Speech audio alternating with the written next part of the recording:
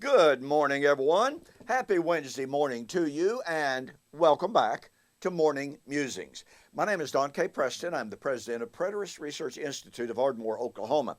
All right, we are continuing our study of Matthew 24 and 25. We are focused on Matthew chapter 25, the parable of the coming of the bridegroom, the 5 wise and the 5 foolish virgins. My focus in our discussion has been and continues to be demonstrating that the promise of the coming of the Lord as the bridegroom would be in fulfillment of God's Old Covenant promises made to Old Covenant Israel. Meaning that it is not a coming of the Lord at the end of the Christian age. It is not about the Lord marrying the church divorced from Israel. It is the fulfillment of God's Old Covenant promises made to Old Covenant Israel. And as I suggested to you yesterday, Isaiah 62 is one of those Old Testament prophecies that just put my head to spinning round and around and around when I looked at it, when I read it, when I meditated on it, when I realized how often the New Testament writers focus on it.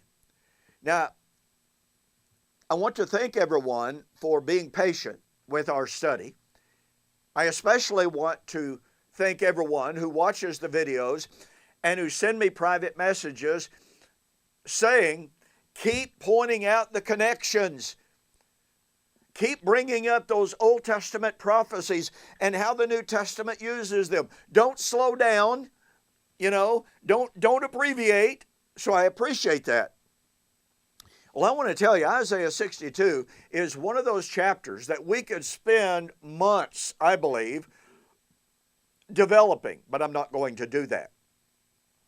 I'm simply going to hit, in some instances, I'm going to reiterate some of the points that I've made already, but to drive home the point that what Jesus was predicting in Matthew chapter 25 is what Isaiah 62 was predicting. Now, I want to introduce very quickly, very succinctly as possible, an argument for you to consider as we proceed. Number one, Isaiah 62 foretold the coming of the Lord with his salvation at the time of the wedding.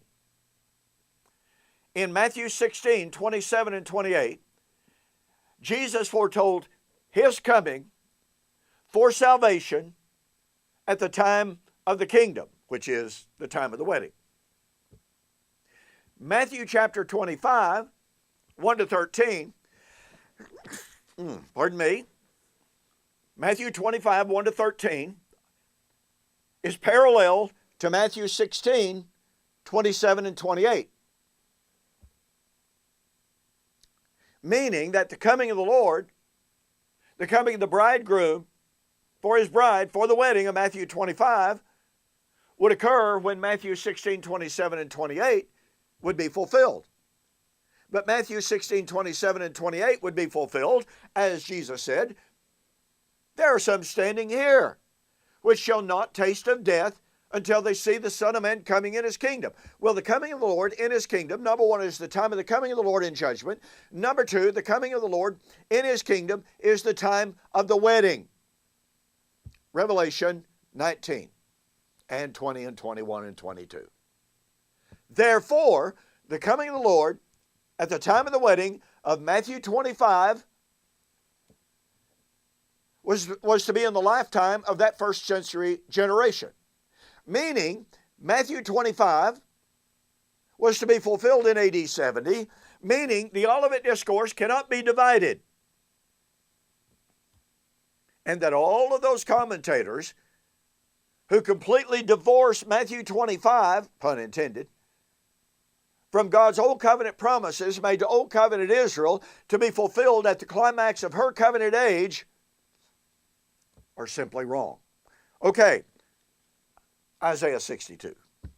For Zion's sake I will not hold my peace. For Jerusalem's sake I will not rest until Her righteousness goes forth as brightness. Her salvation as a lamp that burns. Okay, we could stop right there. As I have suggested to you, ladies and gentlemen, the subject of the redemption of Zion is one of the key Old Testament salvation messianic prophecies. But the Lord promised that in the last days He would put salvation in Zion, Isaiah 46:13. Zion would be the locus of the new covenant, which is the new marriage covenant, Hosea 2:18 and following. Zion is the locus of the resurrection. And now watch this. Look, I am abbreviating so much it's painful. But in Hebrews chapter 12, 21 and following, after the writer said, "You have not approached Mount Sinai," to abbreviate and paraphrase, "but you have come to Mount Zion." Folks, they had been waiting for the fulfillment of the Zion prophecies. Oh, and what did Isaiah 60:22 say?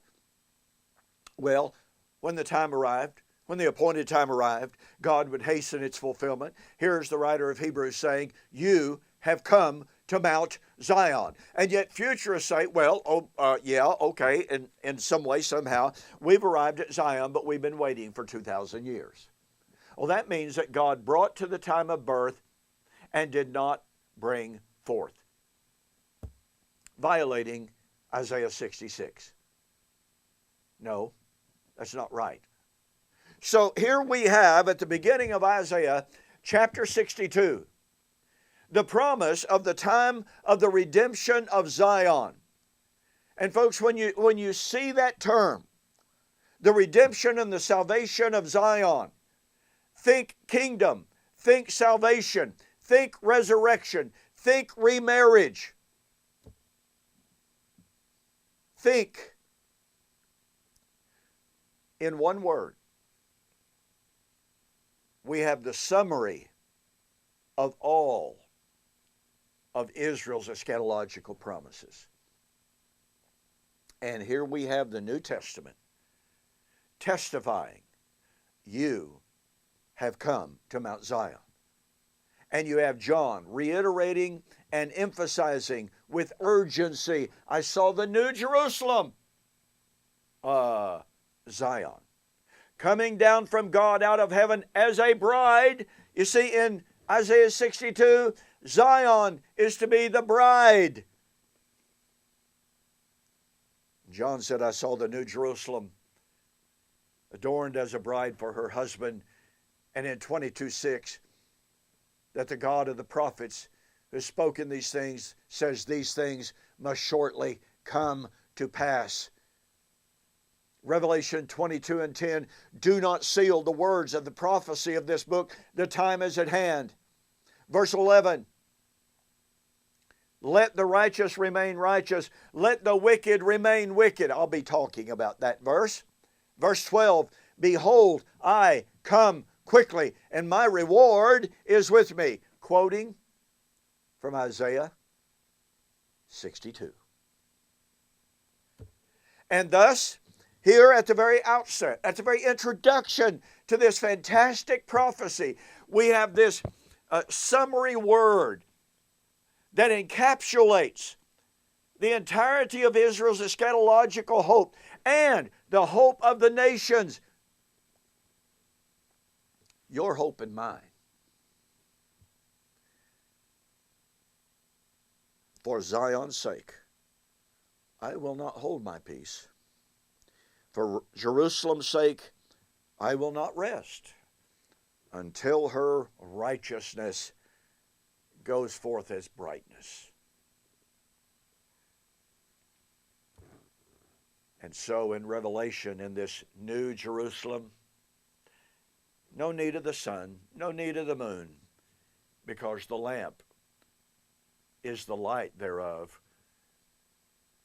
that enlightens all people. Oh my goodness gracious. This is so incredible. Okay, listen, thank you for joining me for this morning's morning musings. Spend time with Isaiah 62, okay? Get to know it and reflect on how the New Testament writers pick up on the motifs of it. And don't forget, for the month of December 2020, U.S. orders only, my 3-book special, We Shall Meet Him in the Air, The Wedding of the King of Kings, in which I have a fantastic discussion of Isaiah 62, in flaming fire and in-depth exegesis of 2 Thessalonians chapter 1, and were Jesus' apostles confused, watching for the parousia, in which I prove beyond a shadow of a doubt, the apostles knew that the coming of the Lord, they knew that the judgment, they knew that the resurrection, they knew that the end of the age was tied to the fall of Jerusalem. And any and all attempts to divide the Olivet Discourse into a discussion of, quote, just the fall of Jerusalem versus a literal, physical, bodily coming of the Lord at the so-called end of time and the end of the Christian age, it's false. And you're going to see that in video after video as we examine Isaiah 62. I'll see you on the flip side.